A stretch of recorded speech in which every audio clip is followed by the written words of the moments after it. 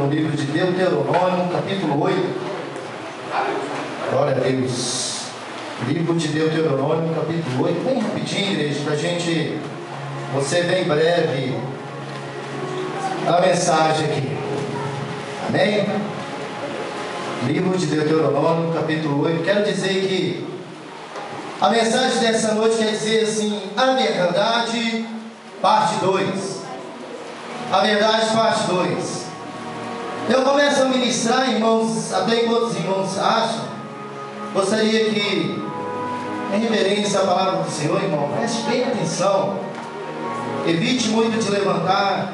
Os irmãos que estiverem lá no fundo, estiverem bebendo água, venha rapidinho para alimentar da palavra de Deus, porque aqui é a casa do Pai, amém? Amém. Então toda reverência é a casa de Deus. Amém. Você tem que estar aqui porque você quer receber algo da parte do Senhor. Deuteronômio capítulo 8, Deuteronômio 8, versículo 3. Filmem.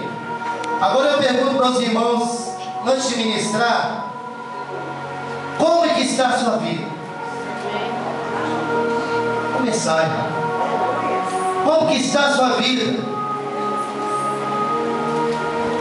É uma pergunta que muita gente hoje pergunta, que muitas pessoas lá fora perguntam: como é que está a sua vida agora diante de Deus? Como é que está a sua vida diante de Deus? Vou dar uma breve pincelada no que Deus vai falar tremendamente aqui. Abraão, pai na nossa fé, pai da nossa geração, pai na fé. Abraão, Deus abençoou Abraão de uma forma tão grande que Deus fala assim: Abraão, tu serás uma bênção, os teus descendentes serão uma bênção. E quando Isaac, ele herda aquilo que Abraão deixou para ele, a palavra do Senhor diz que Isaac, ele retorna aos poços que o pai um dia construíram, os poços d'água. Amados, os inimigos de Isaac naquele momento, todo o poço que Isaac abria, ele já estava aberto, a bênção já estava na vida do Isaac. Porém, os inimigos entulhavam os poços que Isaac abria.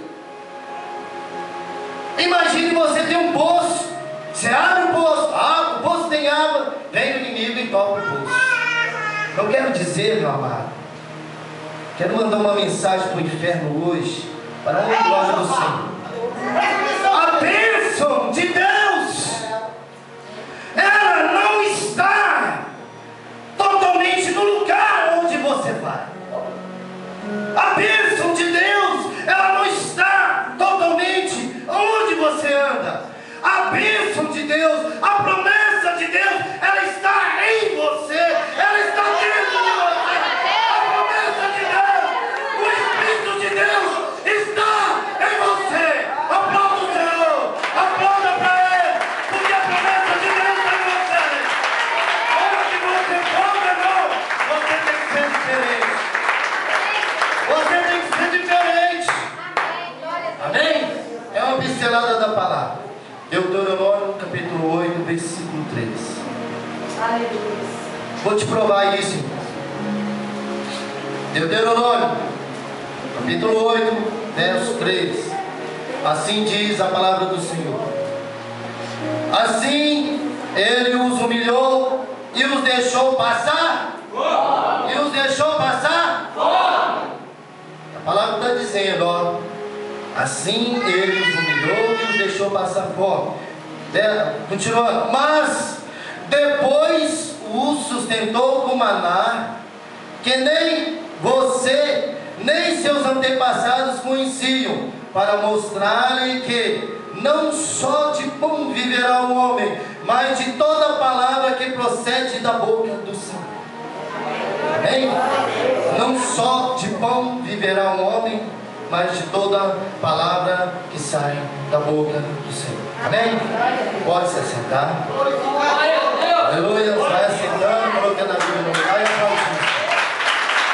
Glória ao Senhor. A reverência à palavra dele. Glória a Deus. Pai,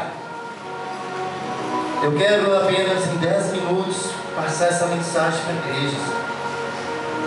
Importa a mim que eu me diminua na tua presença, Senhor. Fale, pecador, eu sei que eu não sou perfeito, mas que as tuas palavras, Senhor, entram no corpo desse humilde servo, e que a tua palavra, Senhor, ela vá e entre no coração de cada irmão, Senhor, para que a glória do Senhor seja manifestada nesse lugar. Amém, Jesus. Glória a Deus.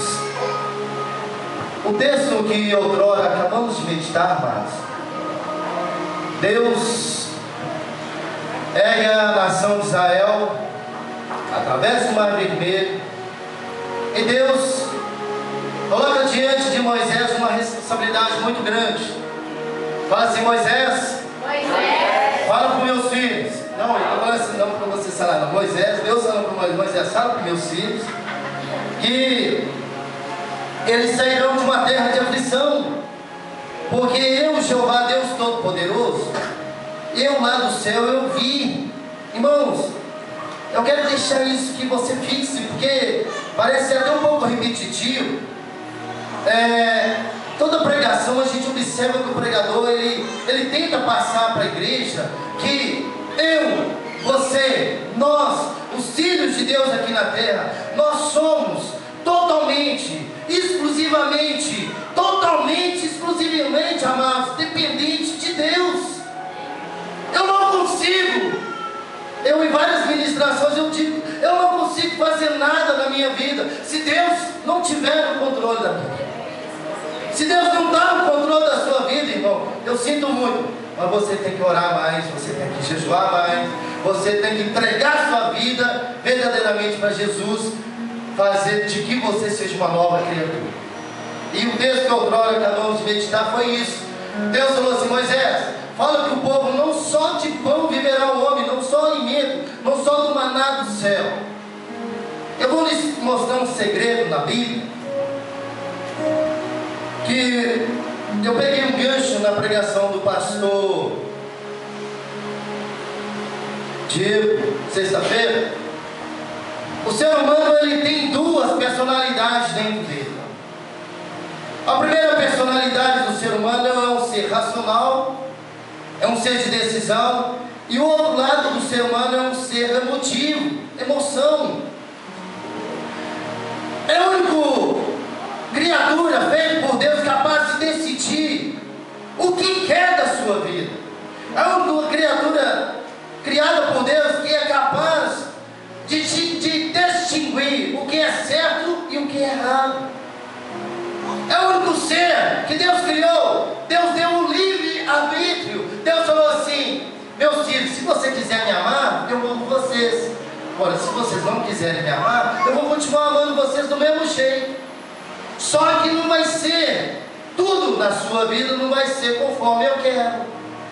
Vai ter momento na sua vida que você vai errar, porque eu não estou no negócio. Amém? O mistério na Bíblia diz que em Mateus 4 dizem que o Evangelho de Mateus fala a mesma coisa, que não só de pão viverá o homem, mas de toda palavra que procede da boca do Senhor de Deus. E no Evangelho de Mateus fala também a mesma coisa. Porém, no Evangelho de Lucas, quando fala que Jesus foi levado ao deserto, começa o mistério da palavra, está assim em Mateus. Os irmãos precisam acompanhar, voltar se quiser assim. Mateus 4, versículo 1 diz assim: então Jesus, cheio do Espírito Santo, voltou do Jordão, logo após ser batizado, e foi levado pelo Espírito ao deserto. Observa, tem algumas pessoas, alguns membros da igreja, eu compartilho com eles em algumas cartas. Alguns membros da igreja enviam algumas mensagens para os irmãos.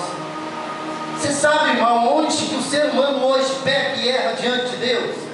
Porque o ser humano, ele não conhece o poder das suas palavras que está dentro de você. O ser humano, ele não conhece o poder da palavra. E muito menos, além de não conhecer o poder da palavra, ele não conhece o que está escrito nas Sagradas Escrituras. Porque é muito fácil, é muito mais fácil você receber do que dar. Todo mundo quer receber, mas ninguém quer dar. E Jesus nos ensinou que é melhor dar do que receber. Jesus é o contrário. Parece que tudo é o contrário, né? Jesus prega ao rico para ele ficar pobre e o pobre ficar rico. Porque Deus é assim, amado. O pastor foi muito feliz na ilustração. Deus confusão, é uma confusão. Deus faz o rico ficar pobre, o pobre ficar rico, o pequeno ficar grande, o grande ficar pequeno. É assim a glória de Deus. Mas Deus não é Deus de confusão. A palavra diz que Deus não é Deus de confusão. E no Evangelho de Mateus 4, Lucas 4, desculpa, a palavra, ela fala que o Espírito de Deus levou Jesus no deserto para ser tentado durante 4 dias. E a palavra vai falando assim: onde durante 40 dias foi tentado pelo diabo. Vou te ensinar 3 maneiras de vencer o diabo. Primeira delas, seja espiritual. É impossível você lutar contra o inimigo estando na carne. A carne milita contra o espírito e o espírito milita contra a carne. Você não consegue expulsar um demônio na carne. É impossível. Porque Deus é um espírito. Nós, seres humanos, não estamos preparados para lutar. Assim, a pessoa que está novinha na fé, mesmo ela sendo novinha na fé, ela é maior, ela é muito poderosa, ela é maior do que o inferno inteiro, mas ela tem que saber que o poder de Deus está nela. Não adianta a pessoa praticar alguma coisa sem saber que o poder de Deus está dentro de você. E na carta do apóstolo Paulo aos Efésios, ele mostra muito bem para a igreja de Éfeso que muitas vezes os filhos de Deus estão doentes, os filhos de Deus estão passando luta, porque eles não têm autoridade na palavra, não conseguem, aleluia, ter poder sobre si mesmo. É muito fácil olhar o defeito do outro, mas olhar os seus ninguém quer olhar. E ele ensina naquele momento que todo poder é dado à igreja, todo poder é dado aos filhos de Deus, mas você tem que desenvolver, você tem que crer, você tem que praticar. A mesma coisa é você pegar, dar um carro para uma criança, um bebê. Como que um bebê vai andar de carro? Ele não tem maturidade suficiente para pegar uma chave do carro e dirigir. Assim a palavra de Deus é uma evolução, amado. E o Espírito de Deus, ele leva Jesus ao deserto para ser tentado ao diabo. Então a primeira coisa que você tem que vencer o inimigo é conhecer o seu inimigo. Efésios 6, 10 fala assim, que a nossa luta não é contra a carne nem contra sangue, e sim principados e potestades. E principados e potestades quer dizer que o diabo, ele sabe aonde ele é derrotado. O diabo, ele sabe onde que pisa na cabeça dele, igreja. Se há um exército de demônios lá fora, ele sabe que através da vida do pastor Wagner, Luiz Carolino, tem poder. Amém? Então, uma das primeiras armas que você tem que ter na sua vida é ser espiritual. É buscar o refrigério, buscar as armas sagradas, revestir das armas sagradas de Deus. Segunda, é você conhecer o seu inimigo, é você entender a palavra de Deus, é você, meditar nela dia e noite. Por isso que a verdade muitas vezes dói. A Bíblia muitas vezes nos confronta o tempo todo, amado. Mas a Bíblia é a verdade. Conhecereis a verdade e a verdade vos libertará. Não espere muitas vezes que a verdade seja assim, boazinha com você. Não, irmão, você está no pecado. Ô irmão, você está na fornicação. Ô irmão, não, você está pecando um pouquinho, pecando assim. Não, irmão, mas está tudo bem, irmão. Está errado. Está errado. O diabo, ele quer apenas uma brecha. O inimigo, ele quer somente uma oportunidade para destruir você. Porque ele conhece a Bíblia desde Gênesis a Apocalipse. Então você, duas armas muito poderosas de você vencer o seu inimigo. Primeiro é ser espiritual. Segundo é você conhecer o seu inimigo. A terceira, que é uma das armas muito poderosas que o ser humano não desenvolve, é a fé, é o suprimento, é a união dos irmãos da igreja. Você sabe muitas vezes que alguns ministérios são destruídos porque um pastor ele quer destruir o outro pastor. Você sabe muitas vezes que o ministério na igreja ele é destruído porque um levita ele quer destruir o outro levita. Um obreiro quer destruir o outro obreiro na casa de Deus. Se imagine se aqui ocorre isso e lá fora. Há pouco tempo eu enviei umas cartas para uma igreja. E eu sou um evangelista, sim. Enviei umas cartas a um padre. E ele gostou muito das cartas. A um ponto, igreja, da própria comunidade tentar matar ele. Ele provou em um laudo médico que a comunidade que estava, no qual ele estava falando a verdade, a comunidade tentou envenenar ele. Envenenar para matar mesmo. Ao ponto que o ser humano chega, amado. Pois bem, Deus está falando aqui que Jesus foi levado ao deserto, Jesus foi tentado. Aí Jesus disse assim, o diabo, né? Continuando a mensagem, Jesus foi levado a 40 dias, foi tentado pelo diabo. Não comeu nada durante esses dias, e ao fim deles teve fome. O diabo lhe disse: se tu és filho de Deus, manda que essas pedras se transformem em pão. Jesus disse assim, está escrito, não só de pão viverá um homem. Jesus nas Sagradas Escrituras ele fala que ele é o pão da vida, o pão que veio do céu. Uma das formas de você vencer qualquer batalha na sua vida é ter Jesus sempre como seu escudo. Você não consegue vencer nada na sua vida. Você não consegue ser ninguém se Deus não estiver no controle da sua vida. Amém? Quero deixar outra mensagem bem rapidinho. Quero que os irmãos quero que vocês glorifiquem Deus essa noite. Abra vossas Bíblias em Marcos capítulo 12. Rapidinho, Marcos capítulo 12. Vocês vão ver onde que eu quero entrar. Marcos, Evangelho de Marcos capítulo 12.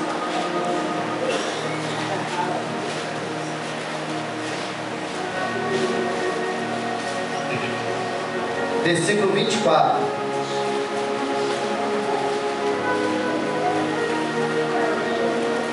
Amém?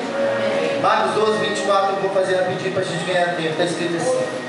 Marcos capítulo 12, versículo 24. Jesus falando assim. Jesus respondeu: vocês estão enganados, pois não conhecem as Escrituras e nem o poder de Deus. Algumas Bíblias têm outras traduções. Então Jesus dizendo assim: vocês estão enganados, não conhecem as Escrituras nem o poder de Deus. Porquanto os mortos ressuscitam, não se casam, não se dão em casamento, mas como os anjos dos céus. Quanto à ressurreição dos mortos, vocês não leram o livro de Moisés, no relato da sarça, como Deus lhe dissera: eu sou o Deus de Abraão, o Deus de Isaac e o Deus de Jacó. Ele não é Deus dos mortos, mas sim Deus dos vivos. Vocês estão muito enganados. Jesus naquele momento estava falando, algumas traduções da Bíblia são diferentes, mas Jesus está querendo dizer assim: o povo de Deus, ele perece por falta de conhecimento. O povo de Deus está sendo destruído, porque, com todo respeito, igreja, adoro Maria, mas ela não vai me levar para o céu. Adoro José, mas ele não vai me levar para o céu. Adoro Expedito, adoro tantos outros, mas nenhum deles vai me levar para morar no céu. Sabe por quê? Porque Jesus disse assim: na casa do meu pai tem muitas moradas. Para onde eu irei vós também. Não só você, mas sua família. Para finalizar, igreja, a mensagem é bem curtinha, que eu vou colocar uma mensagem que eu quero para os irmãos reflitam, uma mensagem bem curtinha. Glória a Deus. Coloca essa pedra aqui. Filma essa pedra aqui. Abra vossas Bíblias no livro de Ezequiel 36. Olha o mistério de Deus. Ai, ai, ai. Ezequiel 36. Bem rapidinho. Ezequiel 36, versículo 25. Quero que vocês acompanhem isso, porque é importante para a igreja isso. Ezequiel, capítulo 36, verso 25 ao 29. Terminando. Eu vou começar a meditar, a examinar a Sagrada Escritura para que ganhe tempo. A palavra do Senhor diz assim no 26: darei a vocês um coração novo e porei um espírito novo em vocês. Tirarei de vocês um coração de pedra e lhes darei um coração de carne. Porei o meu espírito em vocês e levarei. Amém? Ezequiel 36, versículo 26 em diante. Darei um coração novo e porei um espírito novo em vocês. Tirarei de vocês um coração de pedra e lhes darei um coração de carne.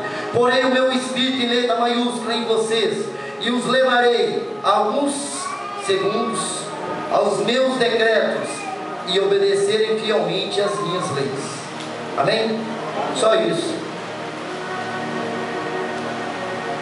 Deus lá de cima, do trono celestial, Ele espera apenas um movimento seu. A pedra na Bíblia, ela significa muitas vezes um problema, um fim. Lázaro estava morto e colocaram diante do túmulo de Lázaro uma pedra. Jesus simplesmente falou assim: tirai a pedra. O que eu quero entender com isso, pastor Wagner? Você, igreja, você tem que fazer o mínimo. O mínimo. É o mínimo para Deus agir na sua vida. Tirar a pedra. Todo mundo poderia tirar a pedra.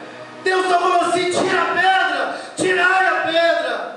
O resto é comigo. Jesus disse assim: Lázaro, saia para fora, Lázaro. O impossível é comigo. O impossível na sua vida, amado, o impossível para acontecer na sua vida, não tinha que você entender que Jesus é o autor, consumador da sua fé. E tudo na sua vida tem que ser com Cristo. A pedra estava ali, Deus falou assim: fala para os filhos de Israel: tirarei de vós o coração de pedra, um coração duro, um coração que não me louve, não me adore, mas eu vou colocar vocês um coração de carne, um coração que verdadeiramente vão me adorar em espírito e em verdade. Amém? Coloca o meu irmão para vocês, por favor. A minha mensagem dessa noite, eu quero que vocês adorem a Deus.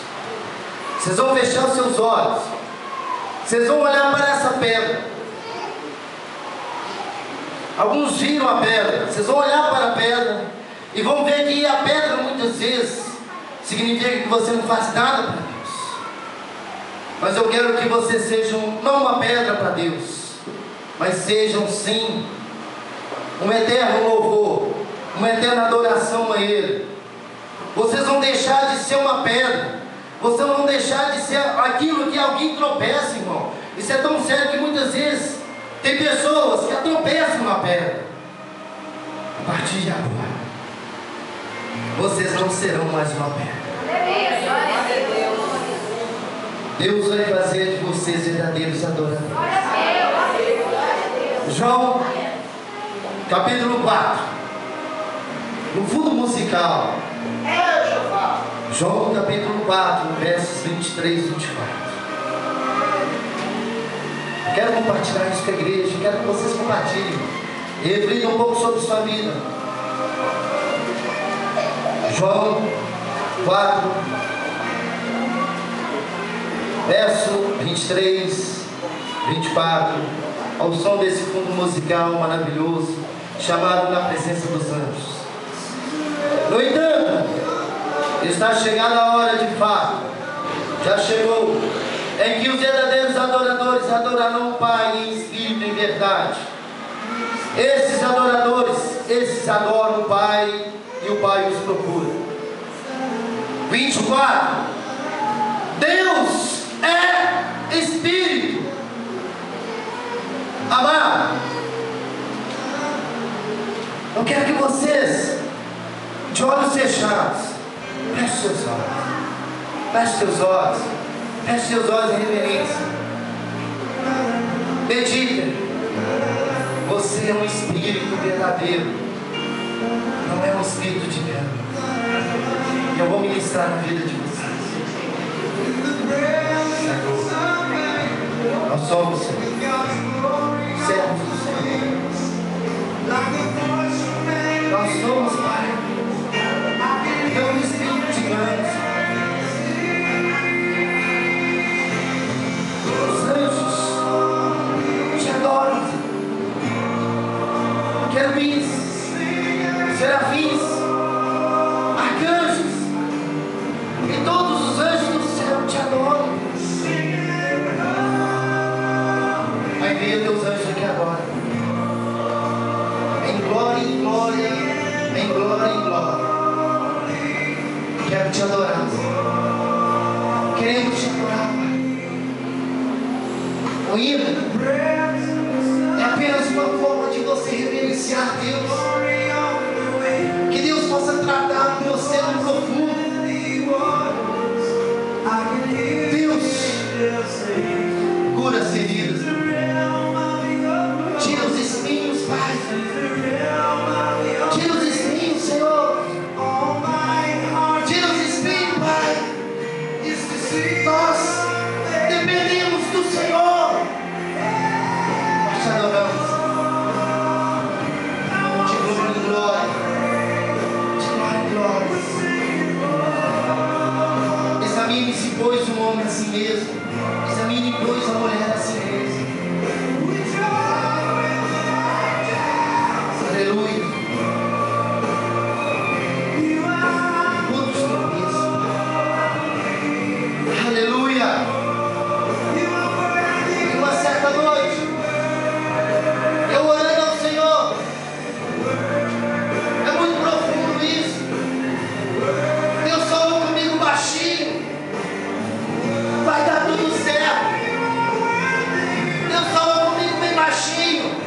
Falou no meu coração. Filho, você não é mais servo. É lavado e remido no sangue de Jesus. Aleluia. Já deu tudo certo. Então somente persevere. Fique firme e inabalável. E me adore em santidade. Me adore. Me adore. Me adore. Me adore.